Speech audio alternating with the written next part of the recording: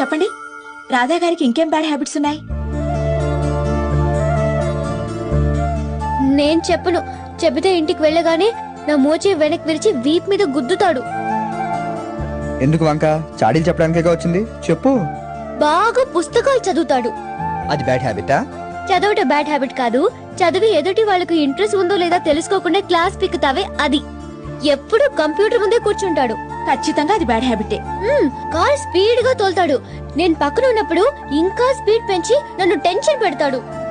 అది సరే, సిగరెట్ మందు లాంటివి అవేం లేవు. ఉంటే చంపేయను. ఆయనకిష్టం లేనివేంటి? అది వద్దు, నేను చెప్తే మీరు ఫీల్ అవుతారు. పర్వాలేదు, చెప్పండి. ఆడవాళ్ళు స్లీవ్లెస్ వేస్తే ఇష్టపడడు. మ్, గోళ్లు పెంచుకుంటే అస్సలు ఇష్టపడడు. ఆయనకిష్టమైనవేంటి?